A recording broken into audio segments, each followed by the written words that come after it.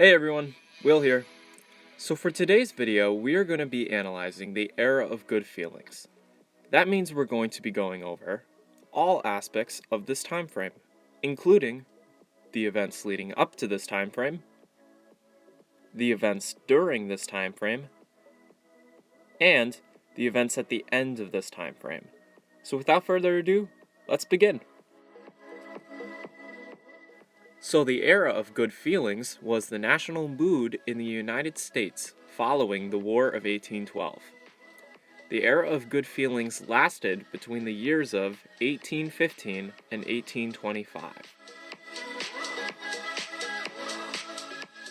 The era of good feelings got its name from a highly publicized article in a Boston newspaper called the Columbian Sentinel in 1817 by American journalist Benjamin Russell.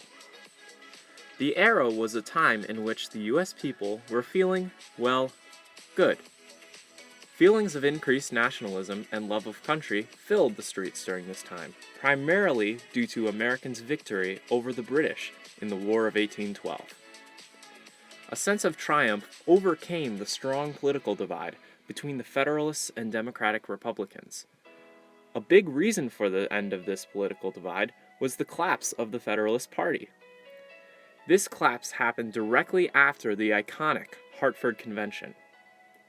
The Hartford Convention was a series of conferences taking place between December 15, 1814, and January 5, 1815, in Hartford, Connecticut.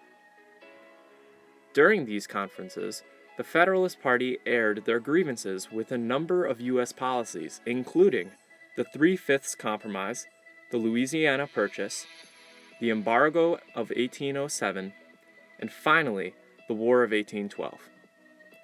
As the convention came to an end, Federalists discussed their opposition to the War of 1812, fearing a naval assault on the city of Boston, after the British began to advance further into Maine and into Lake Champlain in New York. Unfortunately for the Federalist Party, as the Hartford Convention started to end, a major war victory was scored by Major General and future President Andrew Jackson at the Battle of New Orleans, a battle in which the U.S. faced 250 casualties and the British faced approximately 2,000 casualties. As a result of this battle, the war quickly ended with a treaty being signed between the British and the Americans. This treaty was known as the Treaty of Ghent.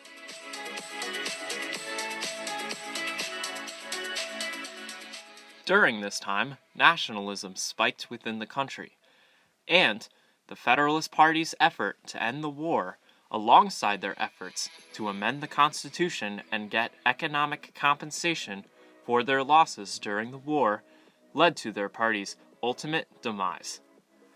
Many Americans turned on the Federalists due to their lack of nationalism after the war, which again led to their downfall.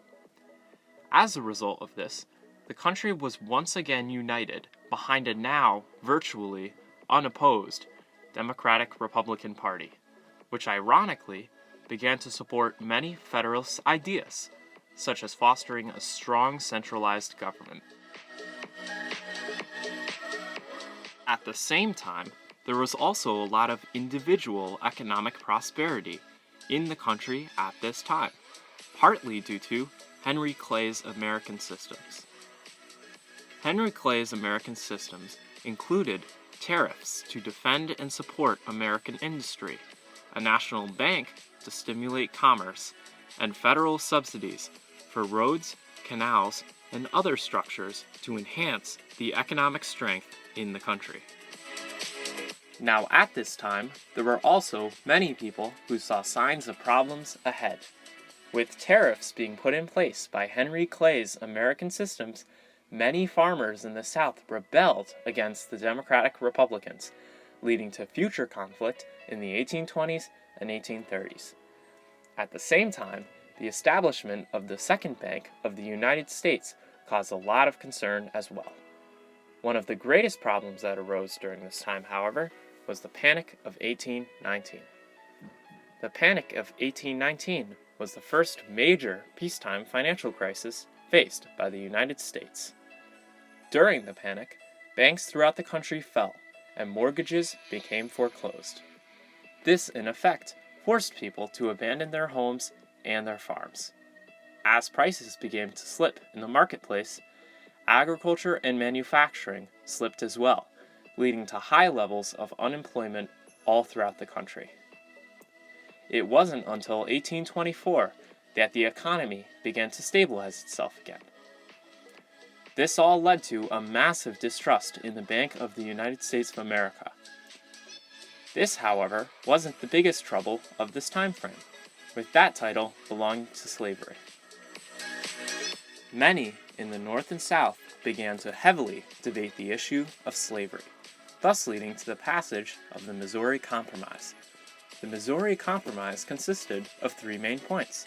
Firstly, Missouri was to be added to the map as a slave state. Secondly, Maine was to become a free state.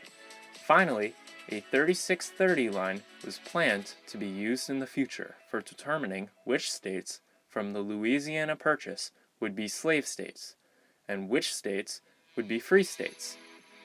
For future reference, anything above the line would be a free state, and everything below the line would be a slave state. So, the Missouri Compromise actually led to a lot of increased sectionalism between the North and the South because of this, eventually leading tensions to be so high that a civil war broke out. So the next event in the era of good feelings was the Monroe Doctrine. The Monroe Doctrine was written by President James Monroe's Secretary of State, John Quincy Adams, and was delivered by President Monroe in his address to Congress on December 2, 1823. The purpose of the Monroe Doctrine was to warn Europe to respect the Western Hemisphere's land as land owned by the United States. Now, while the Monroe Doctrine benefited the U.S. heavily, it also promised Europe that the U.S. would not involve itself in European affairs. This policy in particular definitely marks a pivotal moment in U.S. foreign policy for years to come. Now, the final event in the era of good feelings was the election of 1824, which led to the rise of two new political parties, the Republican Party and the Democratic Party. Thanks for checking out our video. If you enjoyed this video, please leave a like, comment, and subscribe for more additional content. I'm really hoping to make more history content like this, and your support means the world to me. Thanks, everyone.